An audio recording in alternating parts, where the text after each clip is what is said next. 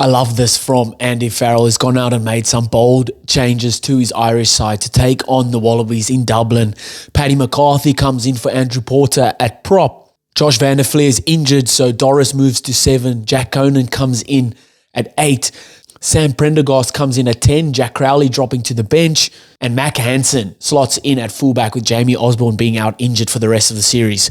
And Ireland have got kind of their own little bomb squad. You think of guys like Callagher, Porter, Timoney, Prendergast, Crowley, Archie, they all coming on later in the game.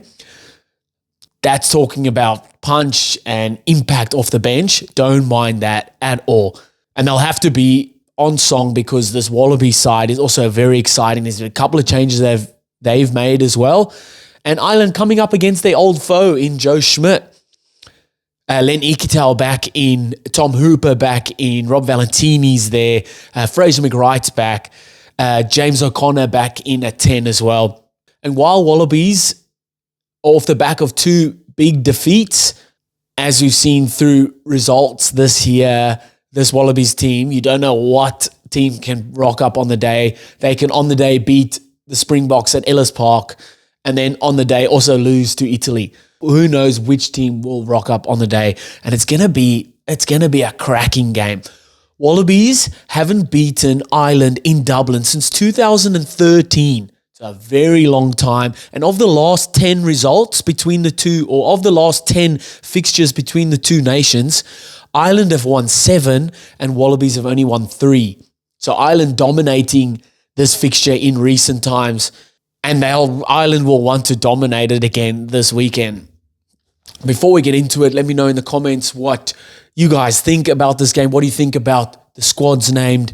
How do you see this game playing out? Let me know in the comments. Jump in on the comments. Love to hear from you guys. Let's hear it. What are your score predictions? Who's scoring first? How is this game going to be won or lost? Let me know in the comments. Hit that subscribe if you haven't already. Let's get into it.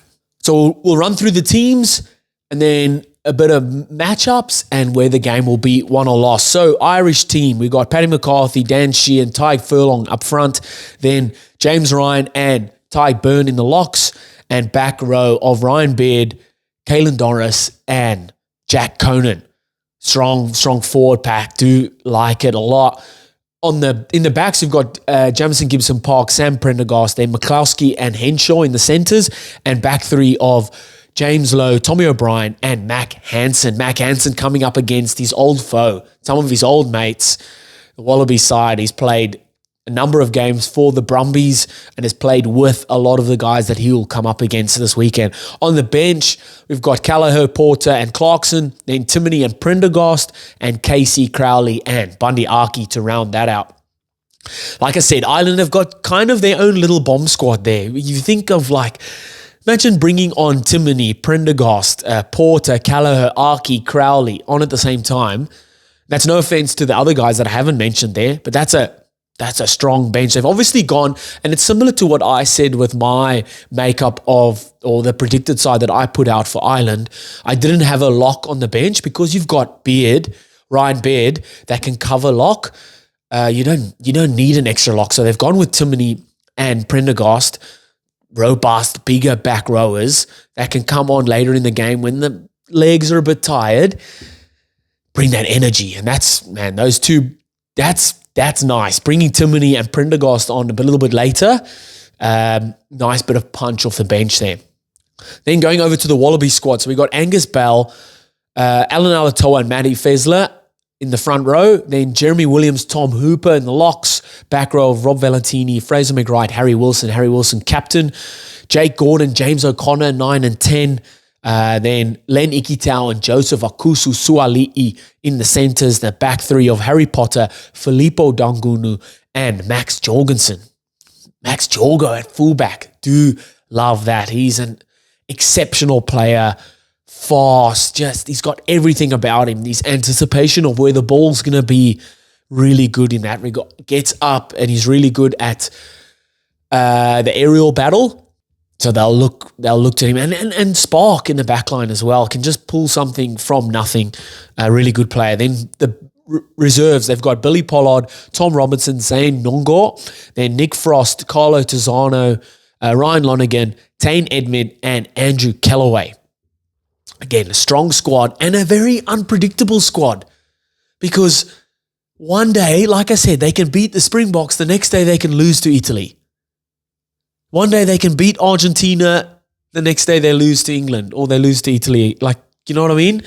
Very, very unpredictable. And a team you cannot take lightly because on their day can score some tries, can run the ball, can be just like a thorn in your shoe when you're on a hike. You know what I mean? That just doesn't, and you think you're flicking it out, but it's still just every time you go to walk, it's still there. And that's the best way to describe this Wallaby side. They're just going to stay in the fight for the full 80 minutes. It doesn't matter how many points you put on them early on. The Springboks were like 20 points up at halftime and they ended up losing the game. Wallabies kept them scoreless in the second half. It can happen. It can happen. So this is going to be a cracking game. Some of the matchups that I'm looking forward to.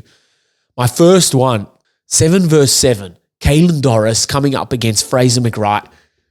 Oh, man, that's nice. Caelan Doris just coming back from shoulder injury, just working his way into it again, getting match fit, getting kind of miles under his legs. But, man, that first carry that I watched versus All Blacks, very dominant, very strong. Just going back to what we knew, he was like very robust, very physical in contact. And then you're coming up against Fraser McReight, who's an energizer bunny. So high work. His work rate is through the roof. You just see the long hair sticking out through these headgear and the white headgear is just everywhere. When there's a line break, he's the first there. When a tackle needs to be made, he's the guy there to make that tackle and then to get up and jackal the ball as well. That's a nice, lovely little battle that we'll see taking place. Then I've got in the centres, Stuart McCloskey up against Len Ikitau. Len Ikitau is back in. When I say the Wallabies attack revolves around Len Ikitau, I mean that. Anything that happens well with the Wallabies attack will be off the back of a strong Len Ikitau carry or Len Ikitau picking the ball up from 9 and doing a little no-look pass or beating one or two defenders in and around the ruck, getting an offload through, and they're playing off the back of that. He's so instrumental in their attack. Then you look on the other side of it, Stuart McCloskey did so well versus the All Blacks. Strong, big body, getting over the ad line. He's got a little step, but then runs over the top of you as well. So I'm really looking forward to this battle. And both teams look to these guys to get over the ad line first, and then they roll off the back of that. Ireland, so important for them to get front foot ball first phase, because then they can bring their forwards around that. They've got time then to do their little trick plays. So Stuart McCloskey will be very important for Ireland to get that front foot ball, especially your first phase. Where I see the game being won or lost, physically up front. It's a cliche. You have to go forward first, then you can go wide, or you have to win the physical battle, then you'll win the game. It's cliche, yes, because it is so true. Physically up front, your ball carries, getting over the ad line, securing your own rucks, and then defensively making strong, dominant tackles and pestering the opposition's ruck, slowing their ball down or getting turnovers. Ireland are so good when they get a roll on, when they get quick ruck speed, when they have momentum. Jamison Gibson-Park has the world's time behind the ruck. He's got all his options to play. But if you can get in there, niggle that, slow their rucks down, slow Jamison Gibson-Park down, or meet them in their face defensively, it really hinders their momentum. And Ireland are a momentum side. They want quick rucks. They want to come around the corner, have quick ruck speed, have Gibson-Park hitting those options, getting over the ad line and just rolling off the back of that. If you can slow that down and just hold their momentum there, that'll go a long way in winning the game. So physically have to match each other up front or have to dominate up front. That goes same for Wallabies as well. They've got exciting backs out wide, but you need your forwards going forward first, dominating set piece to set up the backs out wide, to set up James O'Connor, who's then got time to play his backs out wide. So I think dominance up front, will go a long way in winning the game. And then it's the battle of the tens, strategically how they mastermind the attack, how they pull the strings, how they direct their teams around the field. You've got the vet in James O'Connor coming up against the rookie in Sam Prendergast. I say rookie, he's played a Six Nations before. He's had plenty of caps for Ireland, but he's still very young and still early into his international career, coming up against the vet in James O'Connor with over 10 years of international rugby experience. It's going to be a great battle, but that's where I see the game won or lost is, will your tens make the right decisions? They're going to get lots of touches on the ball.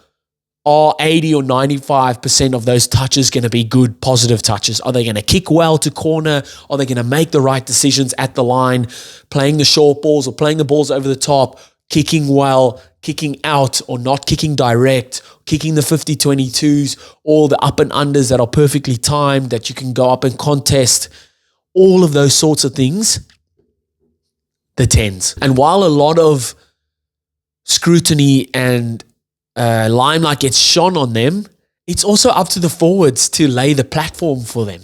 Because if the forwards aren't doing their bit, it is so hard for a 10 to then do his bits. He's got no time on his hands. He has to make rush decisions, and lots of the times then they're not the right ones.